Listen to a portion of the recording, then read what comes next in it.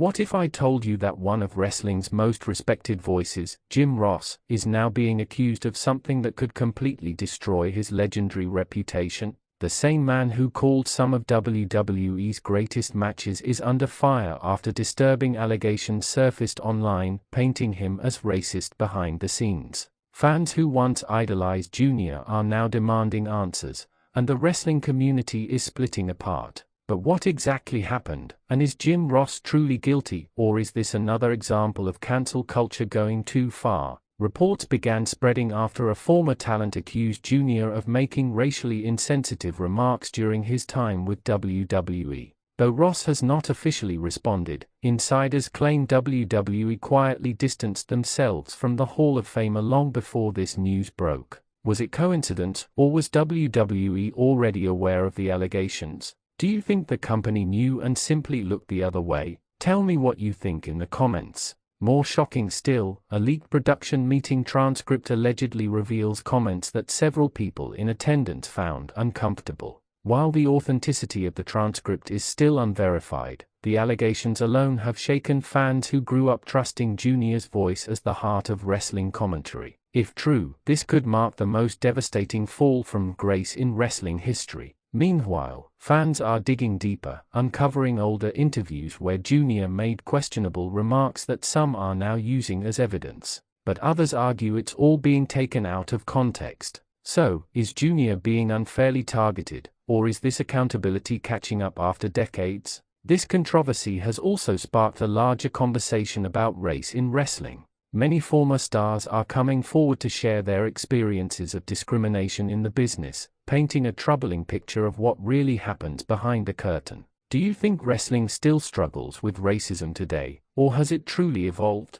While the Jim Ross scandal brews online, WWE is facing an entirely different storm. Fans are furious over the skyrocketing cost of attending live events. Ticket prices for shows like WrestleMania, SmackDown, and Raw have reached outrageous levels, with even basic seats costing more than most people's weekly paycheck. Fans are venting on social media, accusing WWE of betraying its loyal audience. It's not about the fans anymore, one fan wrote. It's about squeezing as much money as possible. And honestly, can you blame them?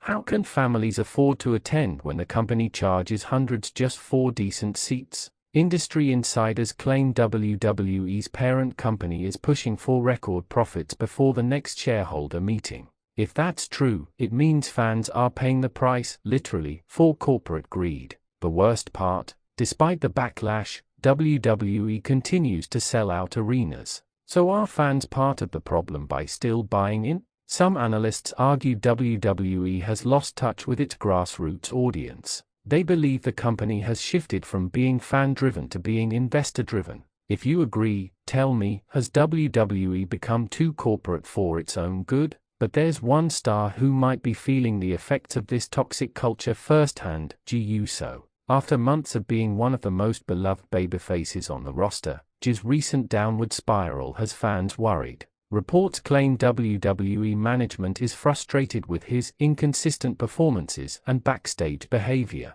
A source close to production even stated that Jey has been cooked by creative, meaning his push is done. Some believe he's being punished for questioning storylines involving his brother Jimmy. Could it be that WWE doesn't like when its stars speak up? Others say it's just storyline direction, but the energy feels different this time. The losses, the reduced screen time, the sudden silence from commentary, everything points to WWE intentionally cooling him off. But why now, when Jey was connecting with fans more than ever? Maybe it's jealousy from within the locker room. Maybe WWE fears Jey's momentum outshining Roman Reigns' return. Or maybe, just maybe, WWE never intended to make Jey a true top star at all. What do you think? Is this creative misfire or deliberate sabotage? Fans are now rallying behind Jey online, using hashtags like #RespectJeyUso to demand better booking. The WWE universe isn't staying quiet, and that's what's making this story so explosive. The fans are fighting back against the system. But what ties all of this together, Jim Ross, WWE ticket prices, and Jey Uso, is the growing feeling that wrestling has lost its heart. The passion, the respect, the authenticity, it's being replaced by greed, politics, and scandal. Jim Ross was once the voice of honesty in a scripted world. WWE was once the dream of the working-class fan. Jey Uso was the symbol of family, resilience, and redemption. Now, all three are being torn apart in the same week. The internet is calling it the week wrestling lost its soul. And maybe that's not an exaggeration.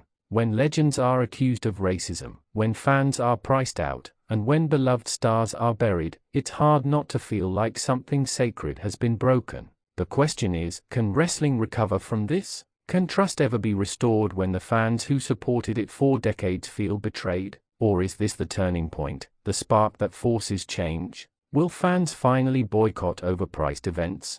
Will the industry hold legends accountable? Or will it all be forgotten by next week's storyline twist? These aren't just scandals. They are symptoms of a system that's been broken for a long time. And the louder the fans get, the harder it'll be for WWE and the wrestling world to ignore. So I'll ask you this, has wrestling lost its soul, or can the fans still save it? Drop your thoughts below, and tell me, if you were running WWE today, what would you change first? Because right now, the industry's future depends on fans like you speaking up.